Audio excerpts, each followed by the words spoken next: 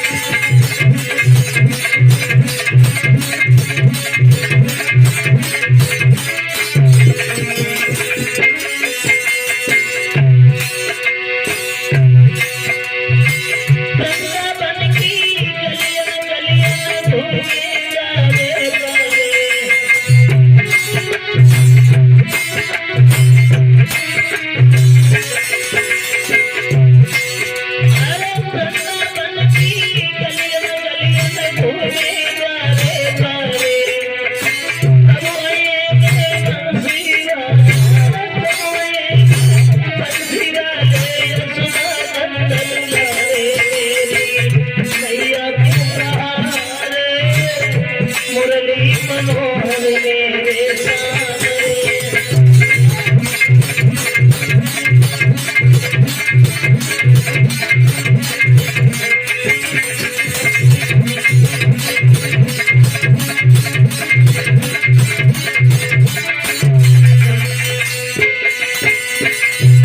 कहने लगी है विशाखा नाम की लड़की कब आएंगी घर से आप? एक बात हमें ये बताओ, भगवान कन्हैया जिस दिन से गए हैं वृंदावन से, वो उस दिन से याद भी नहीं की कि वृंदावन के लोग कैसे रह रहे होंगे। बड़े दिल के कठोर हैं, समझाते रहे उद्धव, और समझाने के बाद में उद्धव ने कहा है राधा हम जा रहे हैं, हमें आज्ञा दो। तो राधा कहने लगी उद्धव थोड़ी देर के लिए तुम आ गए थे तो हम लोगों को अच्छा लगने लगा था, लेकिन तुम्हारे जाने के बाद हमारी क्या दशा होगी उद्धव?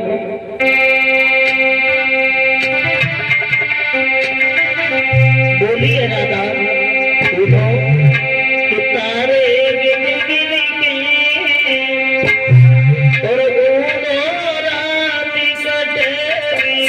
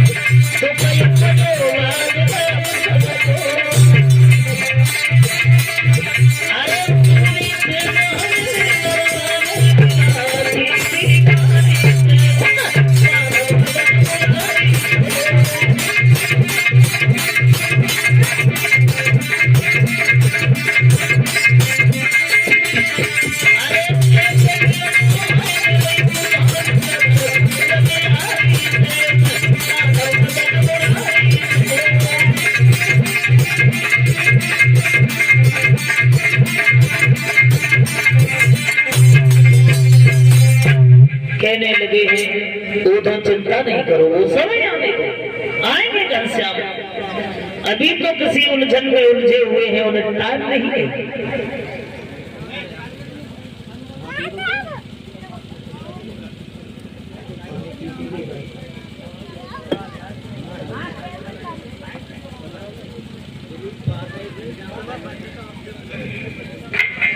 समझाने लगे हैं, वो तो समझाने के बाद में वो चले जाते हैं।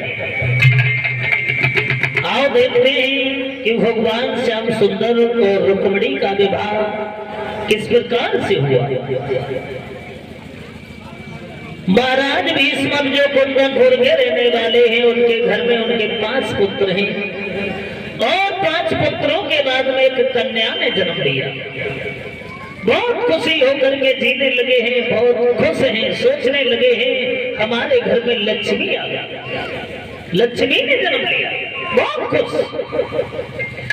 इधर उसी खुशी में देवर्षि नारद नगर से गुजरते हुए जा रहे थे जब रास्ते से, तो महाराज भीष्म ने नारद को अपने पास बुला लिया और एक बात कही है, नारद हमारे घर में एक हमारी लड़की हुई है और हमारी लड़की की दिन दशा देखो कि हमारी कन्या कैसी निकलेगी और क्या नाम रहेगा इसका, और बाद में शादी किसके साथ में हो गई। तो ये बात सुनने के बाद में देवर्षि नारद ने अपनी पंत्रा को खोल लिया।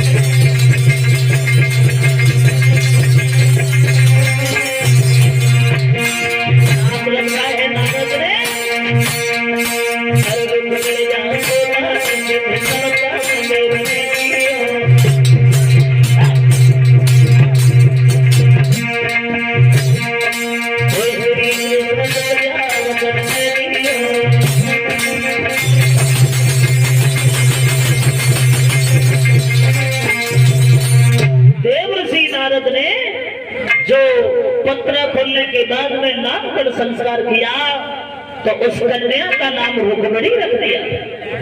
और एक बात कही है नारद ने, तुम्हारी लड़की बहुत चतुर चालाक निकलेगी और थोड़ी जब सियानी होगी तो ये भगवान की बहुत बड़ी भक्तिन बनेगी, भगवान का गुणगान करेगी। और भगवान के गुणगान के अलावा रुक्मिणी के मुंह से किसी का नाम नहीं लेगा। लेकिन अंत में भगवान कन्हैया के साथ में रुक्मिणी का विवाह हुआ।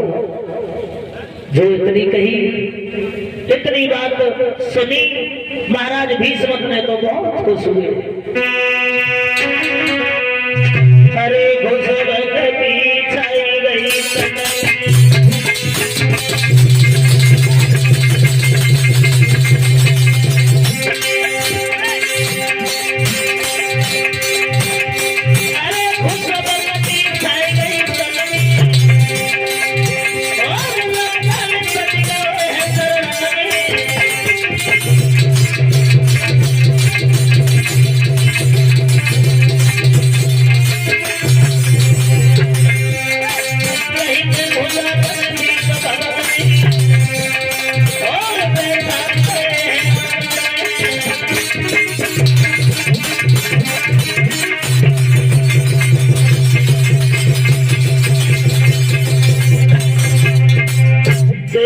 नारद ने कहा है तुम्हारी लड़की बहुत चतुर चालाक निकलेगी और अंत में भगवान की बहुत बड़ी भक्तन बनेगी, लेकिन इसका विवाह भगवान कन्हैया के साथ में होगा। इतनी बात कही है तो महाराज भीष्म बड़े खुश हुए। 50 रुपए हैं ऋतिक यादव, ये सिकंदरा राव के रहने वाले हैं, होली बता रहे तो थोड़ी देर को महाराज भीष्म जो है बहुत कुछ सोचने लगे, हमारी लड़की भगवान की भक्तिन बनेगी और अंत में भगवान कन्हैया हमारे घर में जो दामाद बन के आएंगे तो मेरा जीवन सुधर जाएगा। बहुत खुश, खुशी का ठिकाना नहीं। भक्तों देव ऋषि नारद तो वहां से चले गए। धीरे धीरे कुछ समय व्यतीत हुआ, जब रुक्मिणी थोड़ी सी आनी हुई, थोड़ी सी आनी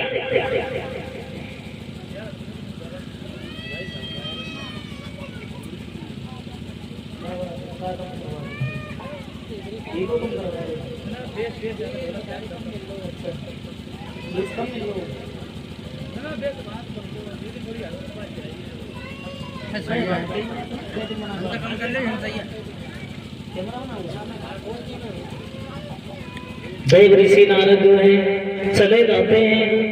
धीरे धीरे जब रुक्मिणी थोड़ी सियानी हुई है, समझदार हुई है, एक बार रुक्मिणी बच्चों में खेल रही थी तो उसी गली से गुजरते हुए महात्मा जी निकले और उनके मुंह से एक ही बात निकल रही थी कि ब्रजभूमि में हुआ है अवतार कन्हैया का, सौभाग्य है उन्हें हो दीदार कन्हैया का। छोटी सी रुक्मिणी ने जैसे ही सुना ब्रजभूमि में भगवान का अवतार हो गया है तो सोचने लगी है वो रुक्मिणी बहुत बड़ी भक्तन बनी भगवान की।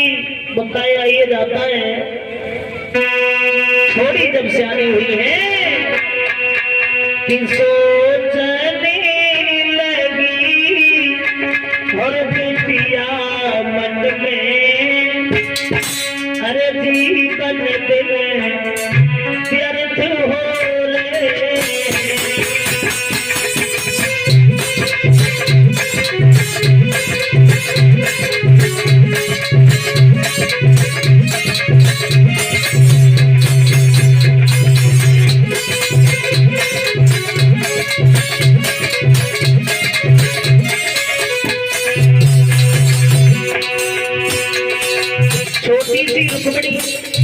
बच्चों में खेलने जाती है तो भगवान की बहुत बड़ी भक्तन बनी, बताया ये जाता है।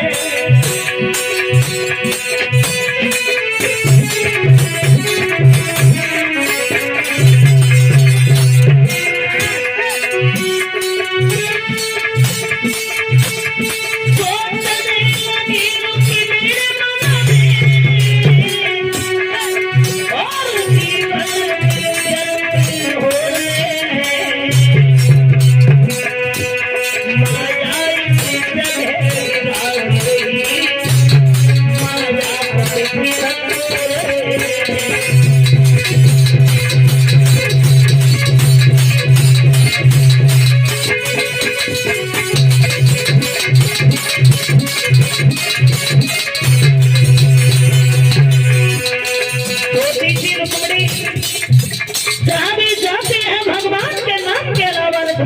से किसी का नाम नहीं निकलता है दोस्तों।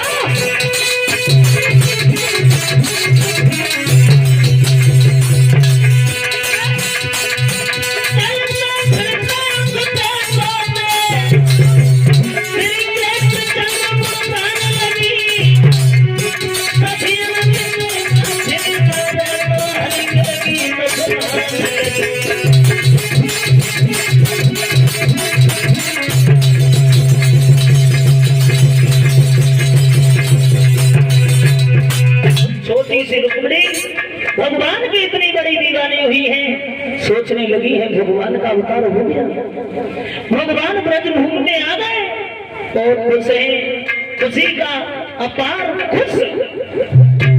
सोचने लगी है रुक्मिणी क्या करे क्या नहीं करे। धीरे धीरे जब सियानी हुई है, जहां भी रुक्मिणी जाती है वो भगवान के नाम के अलावा रुक्मिणी के मुंह से किसी का नाम नहीं निकलता। बच्चों में खेलने जाती है तो भगवान की कहानियां कहती है, एकांत में बैठती है तो भगवान का गुणगान करती है, भगवान के नाम के अलावा और रुक्मिणी के मुंह से किसी का नाम नहीं निकलता। इधर धीरे धीरे रुक्मिणी जब थोड़ी सियानी हुई है तो महारानी ने सोचने लगी है रुक्मिणी की मां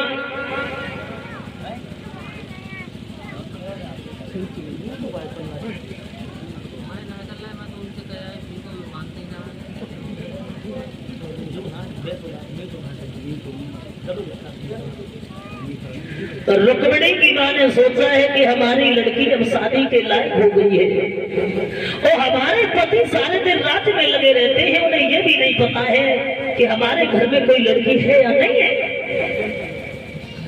तो रानी ने ये सोचा, मन में विचार किया,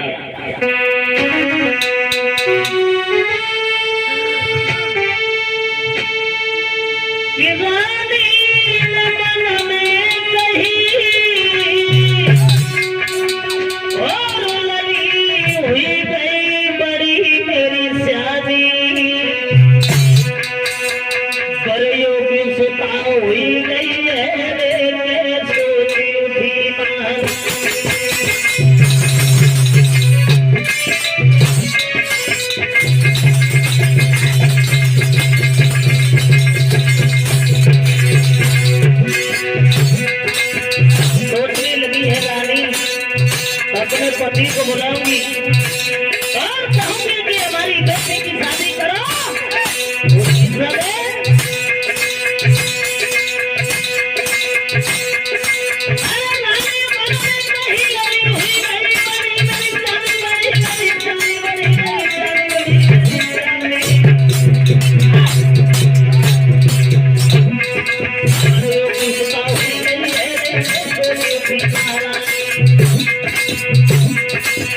दादी से सारा किया रानी ने,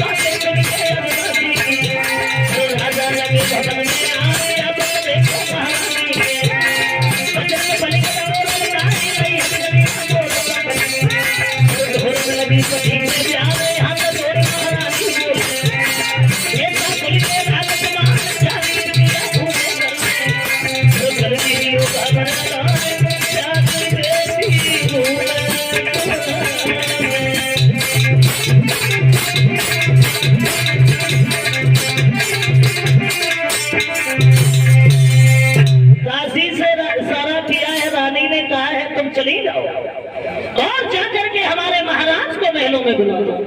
दासी पहुंची है, काशी में पहुंचने के बाद में महाराज के प्रणाम किया है, दोनों हाथ जोड़े, एक बात कही, महाराज आपको महारानी ने बुलाया है, महलों में इंतजार कर रही है। ये बात जब सुनी है तो दरबार बंद करने के बाद में महाराज भीष्म चले हैं अपने महलों के लिए, और जब महलों में आए हैं तो रानी ने एक बात कही है, महाराज आप तो 24 घंटे राज्य में लगे रहते हो, लेकिन कभी भी आपने ये नहीं सोचा कि हमारे घर में कोई कन्या भी है। ये बात जब कही है तो कहने लगे महाराज भीष्म, इसका मतलब ये कि रुक्मिणी अपनी शादी के लायक हो गई? बोले हाँ, इसीलिए तो मैंने तुम्हें बुलाया है। सोचने लगे महाराज भीष्म, चिंता नहीं करो, ये बात का फैसला हम खुद न लेकर के और सब लोगों से करवाएंगे दरबार में पहुंचने के बाद। भक्तों,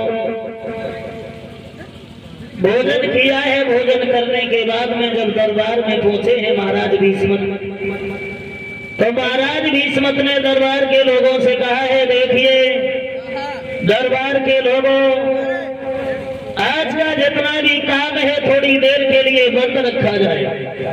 क्यों? क्योंकि हमारी लड़की रुक्मिणी तुम लोगों ने देखी नहीं है, अब वो शादी के लायक हो गई है। और मेरे कहने का मतलब ये है कि ये फैसला मैं खुद न लेकर के और सब लोगों से ये फैसला करवाएंगे कि हमारी लड़की का विवाह किसके साथ में हो। दरबार लगा हुआ है,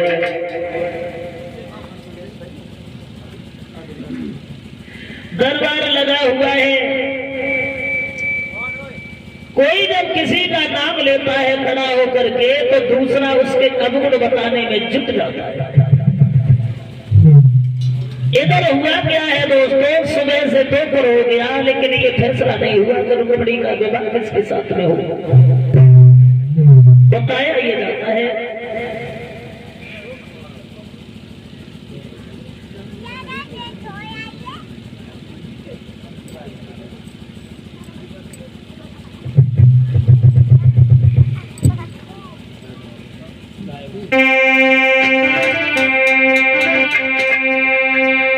कहने लगे हैं महाराज भीष्म, दरबार के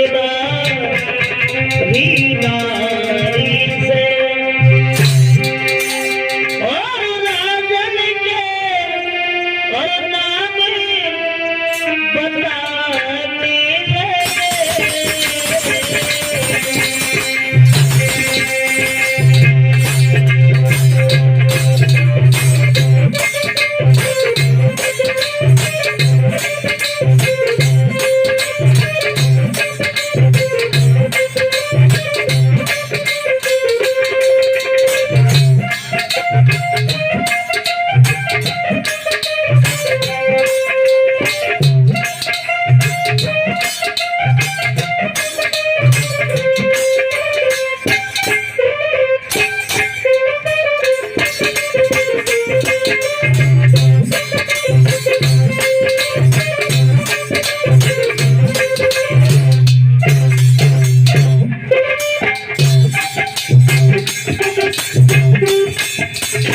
बताया ये जाता है सुबह से दोपहर हो गया लेकिन ये फैसला नहीं हुआ कि रुक्मिणी का विवाह किसके साथ में हो।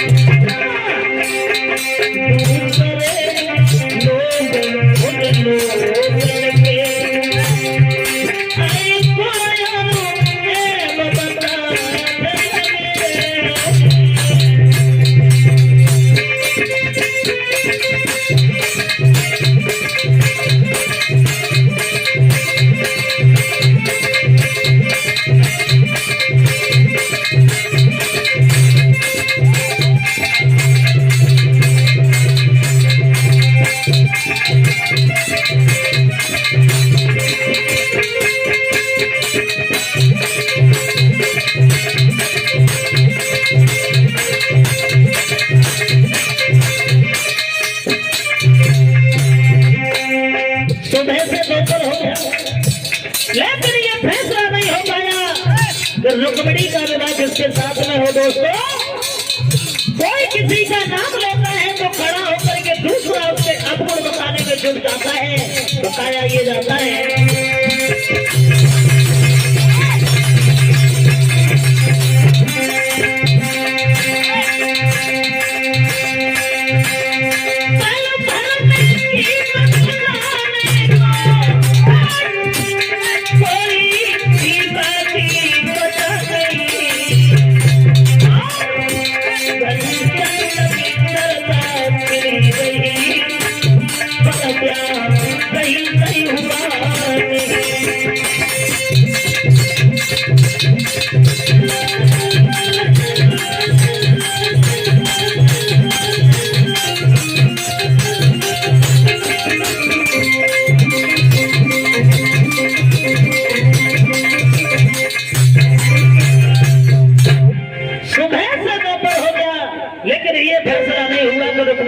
किसके साथ हो। एक किसी का नाम जब लेता है तो दूसरा खड़ा होकर के उसके अवगुण बताने में छूट जाता है। सुबह से दोपहर हो गया।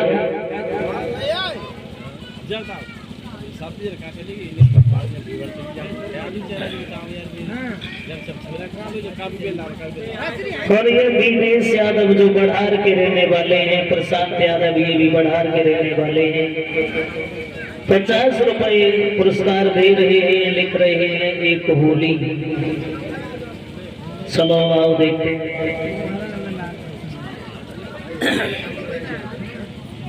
होली और भी हमारे पास में लिख करके आई थी ऋतिक यादव की तरफ से। तो आओ दोनों लोगों की फरमाइश।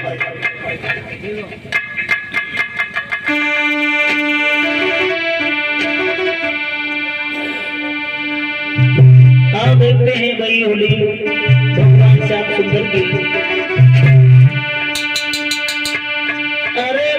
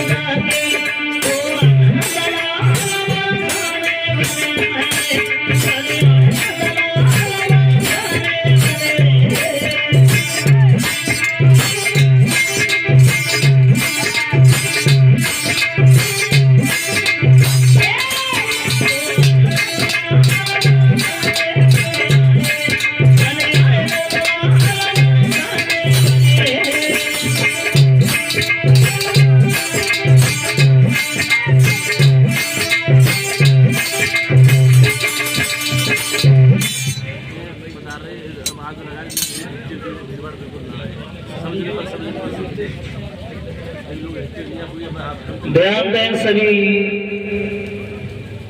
ग्रामवासी एक फरुखाबाद लोकसभा प्रत्याशी डॉक्टर नवल किशोर साग जी के भाई डॉक्टर अभिषेक साग राकेश यादव पूर्व जिला पंचायत सदस्य अभी आप लोगों के समक्ष में पधारने वाले हैं। और जहां तक भी आवाज जा रही हो तो सभी भक्त भारी से भारी संख्या में आए और सम्मान बढ़ाए।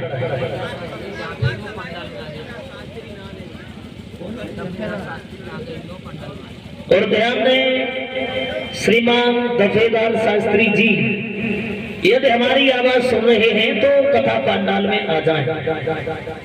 दफेदार शास्त्री जी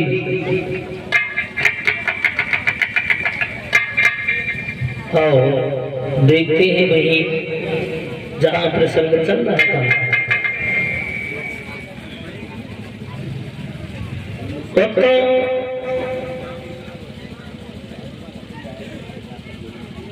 इधर बातें ऐसे ही चल रही थी, सुबह से दोपहर हो गया लेकिन ये फैसला नहीं हुआ कि रुक्मिणी का विवाह किसके साथ में हो। कोई किसी का नाम लेता है तो दूसरा खड़ा होकर के उसके अवगुण बताने में जुट जाता है। महाराज विश्वत कहने लगे ऐसे ही तुम लोग करते रहे तो कैसे फैसला होगा। एक बात सुनो, किसी की नजर में कोई ऐसा लड़का है ही नहीं जिसके साथ में हमारी बेटी का विवाह हो जाए जो हमारे लायक हो। कोई नहीं बोला, सब लोग बैठे हुए हैं। एक खड़ा हो गया, कहने लगा है महाराज मैं बोल सकता हूँ। बोले बोलो, तुम्हारी नजर में कौन है। तो कहने लगे हमारी नजर में कौरवपति दुर्योधन आ रहा है। दूसरा खड़ा हो गया, कहने लगा महाराज बिल्कुल नहीं, कौरवपति दुर्योधन बिल्कुल नहीं। अरे राजा जरूर है लेकिन घमंडी है, वो सगे भाइयों का सगा नहीं हुआ, उसे छोड़ो और कोई देखो। साथियों फैसला नहीं हुआ तो महाराज भीष्म का छोटा लड़का खड़ा हो गया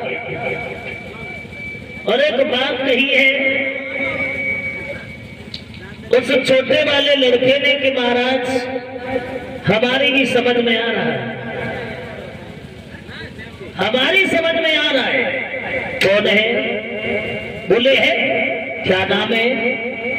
तो छोटा लड़का कहने लगा पिताजी हमारी समझ से द्वारकाधीश भगवान कन्हैया का नाम हमारी जुबान पर।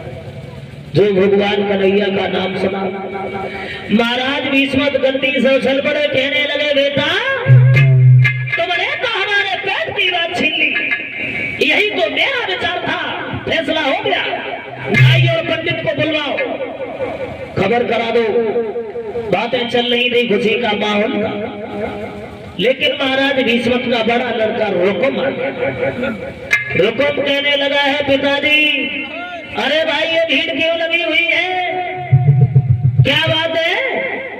भीष्मक कहने लगे बेटा तुम्हारी बहन रुक्मिणी है ना। बोले हाँ, वो शादी के लायक हो गई है। बोले फिर। कहने लगे मैंने सब लोगों से खुद ये फैसला नहीं लिया, ये सब लोगों से फैसला करवाया है कि तुम्हारी बहन की शादी किसके साथ होगी, किसके साथ में होगी। फैसला हो गया। बोले हाँ। किसके साथ में शादी होगी। बोले द्वारकाधीश भगवान कन्हैया के साथ। जो कन्हैया का नाम सुना कहने लगा रुकुम पिताजी श्याम सुंदर भूल से भी आ नहीं जाए। क्यों बेटा। कहने लगा है वो रुकुम तुम्हें नहीं पता है हमारी बहन और वो भी ग्वाला के साथ में कई बातों को लूट लूट के खाता रहा, गायों को चराता रहा, उसकी इतनी बड़ी हैसियत जो हमारी बहन के साथ शादी करे उसके साथ बिल्कुल नहीं। भीष्मक कहने लगे बेटा तो शादी हो थोड़ी नहीं गई है, हम सब लोग फैसला ही तो कर रहे हैं, विचार बना रहे हैं, तुम्हारी नजर में आए तुम बताओ। तो कहने लगा है रुकुम अपने पिताजी से पिताजी अरे सुने बाबू लगे रुकुम आज समझा रे।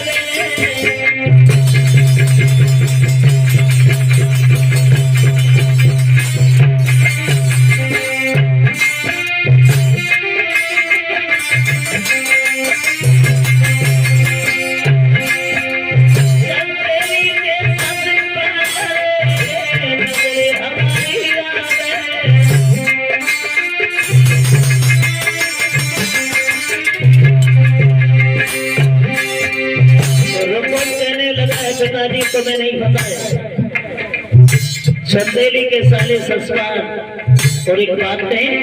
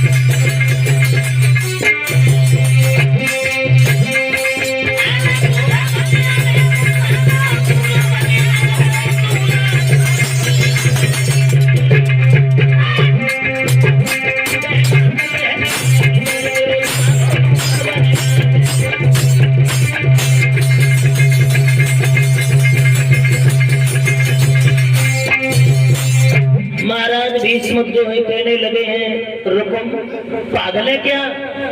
अपनी बहन की शादी वो भी अपने साले के साथ में करेगा। रुकम कहने लगा है, पिताजी जब वो अपनी बहन की शादी हमारे साथ कर सकता है तो हम क्यों नहीं कर सकते?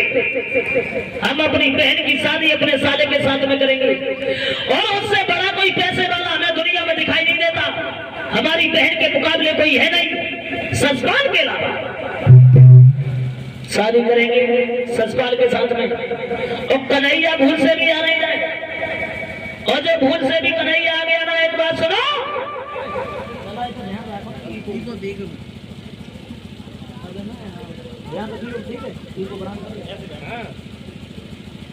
कहने लगा है, रुको पिताजी भूल से भी भूलिया हो गई ना, और तुमने भूल से भी कन्हैया गया बुला लिया तो बहन की शादी बाद में होगी। पहले तुम्हारी लहर से स्वेट से उठ जाएगी, समझे कि नहीं?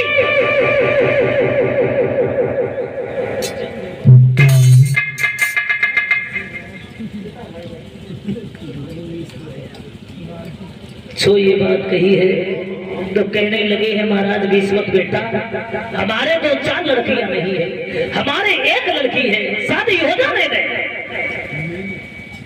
कहने लगे हैं, रुको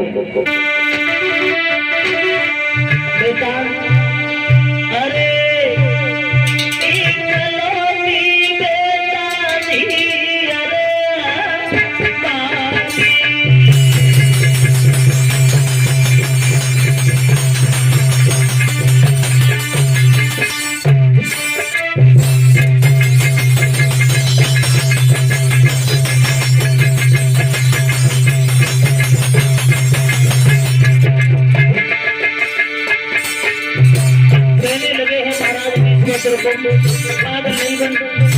हमारे 2-4 लड़कियां मेरी अकेली है, शादी हो जाने में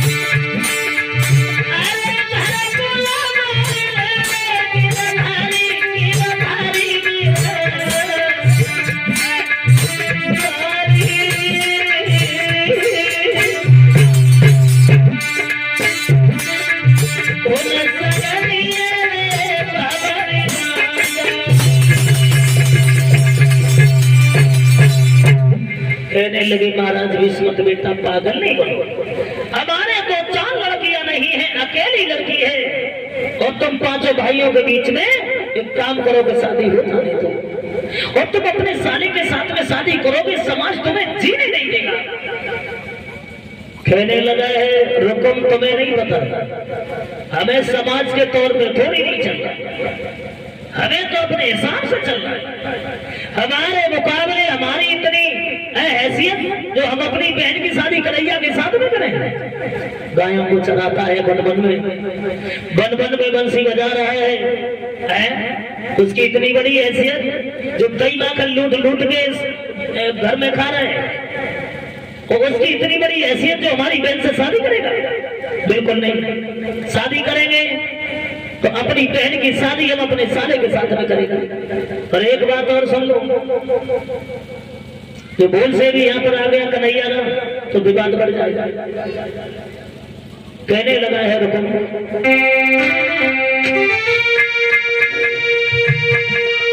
कि मेरे सामने और ये चाले नहीं चल पाएंगे, कर ये शादी पक्की होगी तो पलवारे चल जाएंगे।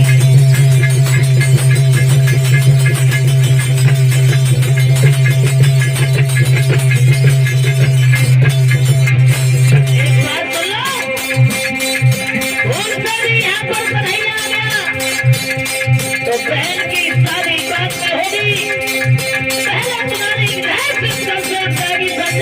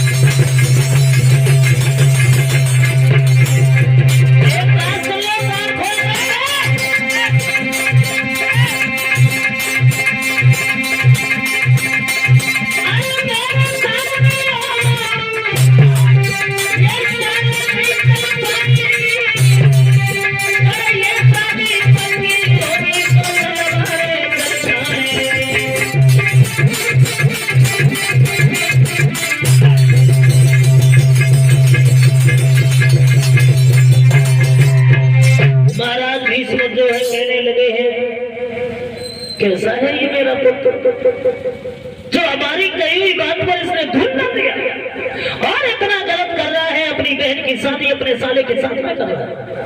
समाज ठूकेगा तुझे।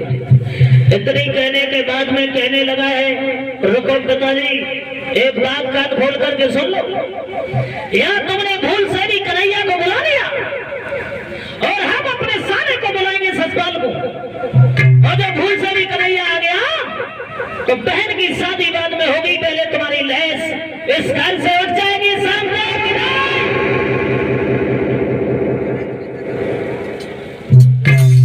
ये बात जो सुनी है, कहने के बाद में रुकम तो वहां से चला गया। सोचने लगे महाराज भीष्म क्या लिखा है हमारी किस्मत में, हमारे अकेली लड़की है उसकी भी शादी हम खुशी से नहीं कर पाते। ये बात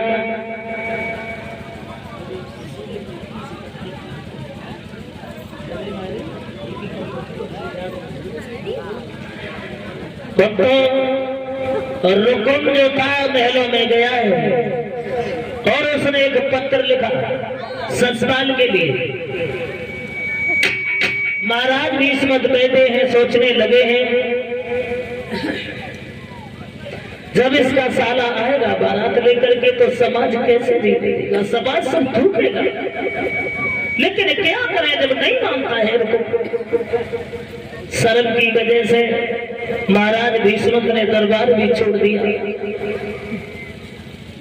रुकुम ने पत्र लिखा है और उस पत्र में एक बात लिखी है, क्या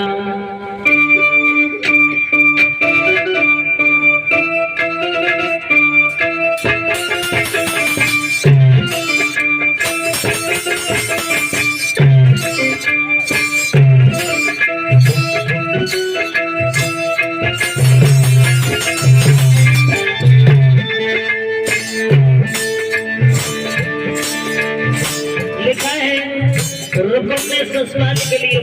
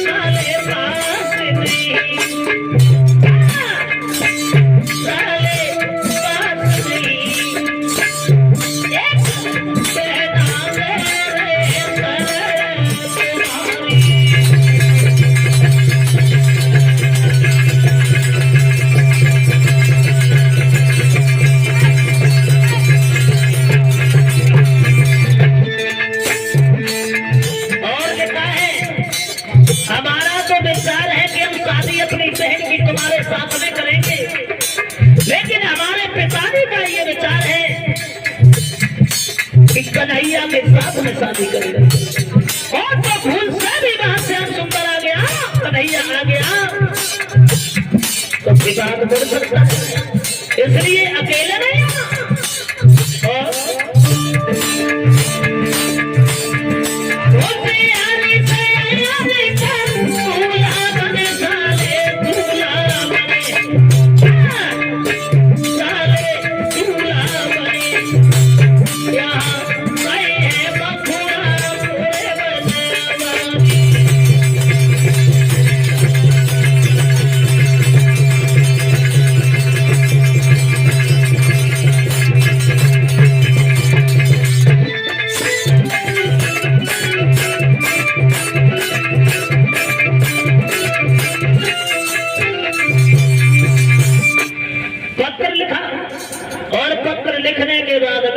और पंडित को बुला दिया। एक बात कही है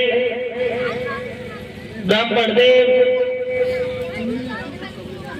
ये पत्र ले जा करके और हमारे साले ससुराल को दे दो।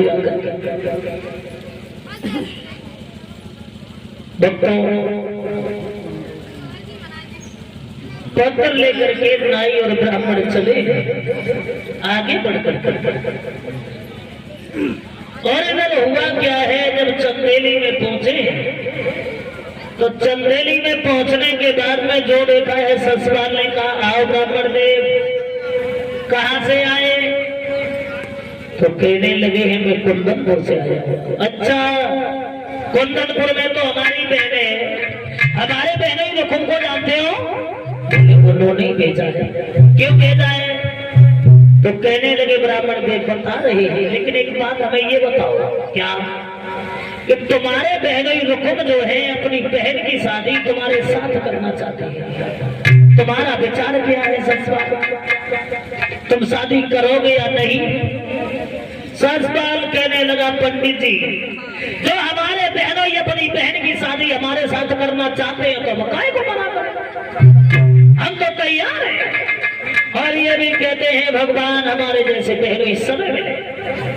इतनी कहने के बाद में पत्र निकाल करके दिया, और पत्र जो पड़ा है ससुराल ने सोचने लगा है, ससुराल इसमें तो कन्हैया का भी नाम, लेकिन दिल में विचार आया, सोचने लगा है चलो कोई बात नहीं, कन्हैया क्या जाने के लिए तो जीत क्या होती है। अरे भाई, गायों को चराने वाला ग्वाला, दही माखन को लूट लूट के खाने वाला, बच्चों में खेल खेलता है, वो क्या जाने कि युद्ध कैसे होता है। वही ससुराल अपनी गाड़ी के पास में पहुंचा और एक बात कही है, भाभी ए भाभी, दूल्हा बनाओ दूल्हा। बोले दूल्हा? बोले हाँ। बोलो दूल्हा बन के कहा जाओगे ससुराल? तो ससुराल कहने लगा तुमने देखा नहीं है, हमारे बहनोई रुकुम है ना, वो अपनी बहन की शादी हमारे साथ करना चाहते हैं, और तुमने तो देखी नहीं है, हमारी बहन की नंद है, रुक्मिणी इतनी सुंदर है जो अंधेरे में बैठा तो दूर से चमक जाती है। दारू कहने लगी पागलो, तुम्हारी बहन की नंद रुक्मिणी है और उसके साथ तुम शादी करोगे? वो कौन लगती है तुम्हारी? बोले कौन लगती है? तो कहने लगे तुम्हें नहीं पता, वो पूजनी है, जब तुम्हारी बहन की नंद है तो वो भी तुम्हारी बहन है। कहने लगा ससुराल ऐसी बहन देखी जाए तो शादी बंद हो जाएगी, हमें क्या करना है? हमें तो शादी करना है ना, इसलिए दूल्हा बनाओ। भाभी दूल्हा बनाने लगी है। जब दूल्हा बनाने लगी है भाभी, ससुराल दूल्हा बनने लगे हैं, अश्वन भी होने लगे।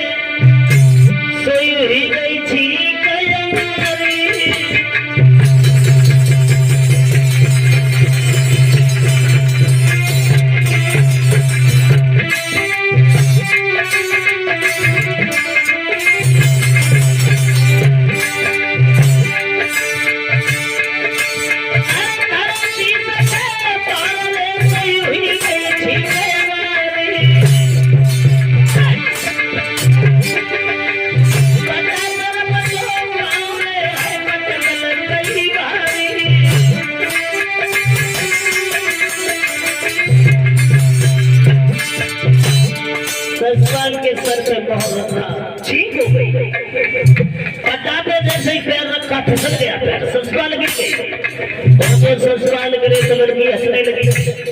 दो लड़कियां हंसी, ससपाल कहने लगा, ए लड़की काहे को हंस रही? गीत का बहादुर लोग हमेशा देते रहते हैं, गीत का हंस काहे को रही है?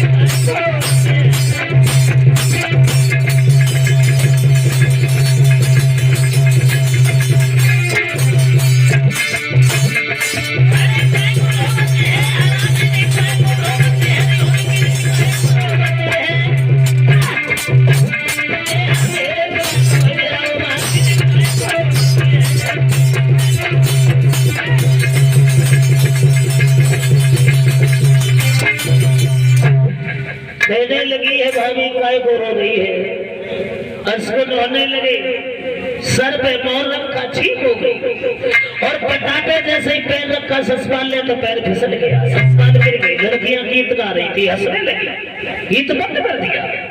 ससपाल चिल्लाने लगे, लड़की काय को हंस रही है? अरे गीत का बहादुर लोग तो हमेशा गिरते रहते। अश्विनों को मानता नहीं ससपाल, दूल्हा बन के खड़ा हो गया। और जब दूल्हा बन के खड़ा हो गया तो एक बात कही ससपाल ने, भाभी भाभी क्या कर रही? नाक मोछ रही? कोई कमी तो नहीं है? कोई कमी नहीं, ये कमी है। क्या कमी है? क्या कमी लग रही है? दूल्हा बन गए नहीं? एक आंख में काजल है, ये कमी ना है। छोड़ दी तुमने कमी। काजल लेके आओ, काजल लगाओ। भाभी काजल ला करके लगाने लगी है।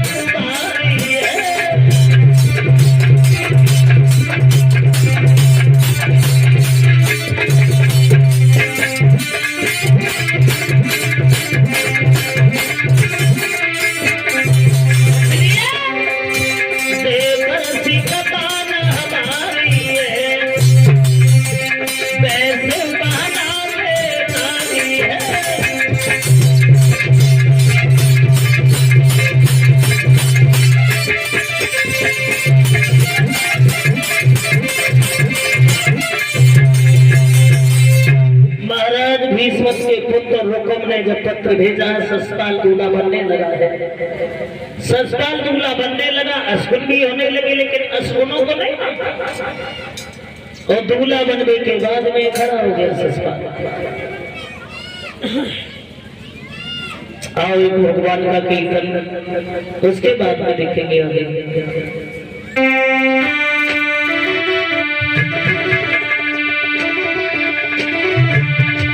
सभी भक्त बोलेंगे, ताली बजा करके, यदि राम का नाम दयानिधि है,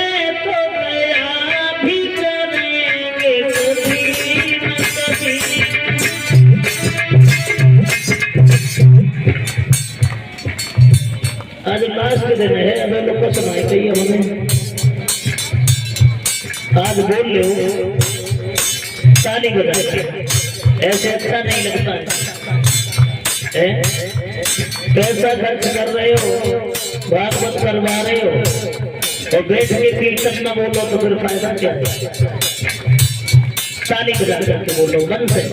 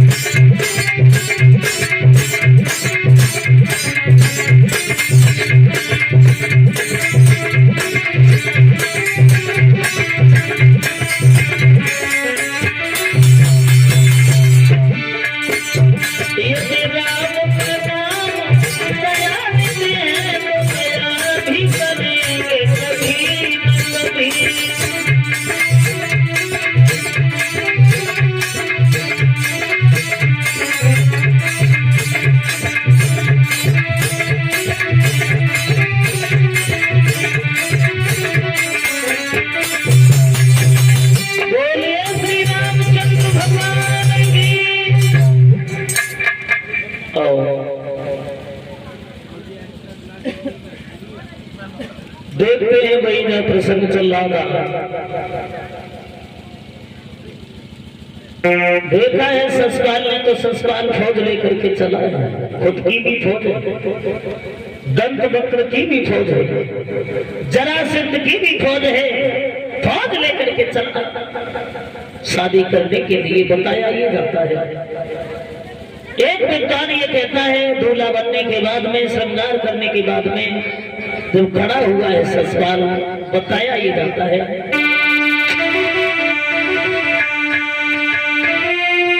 अरे बन के दूल्हा ठाड़ो हीरो करके तुरंत सर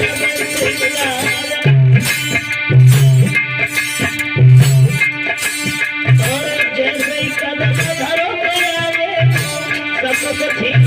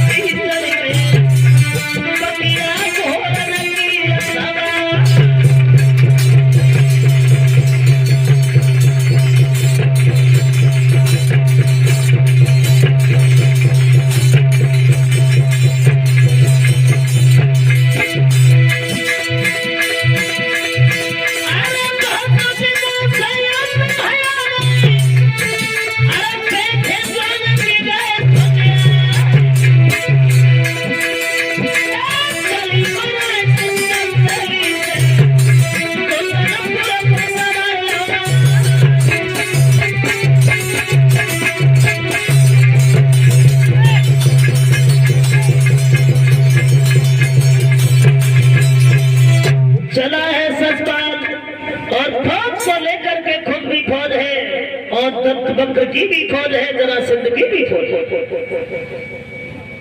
50 रुपए है सुमित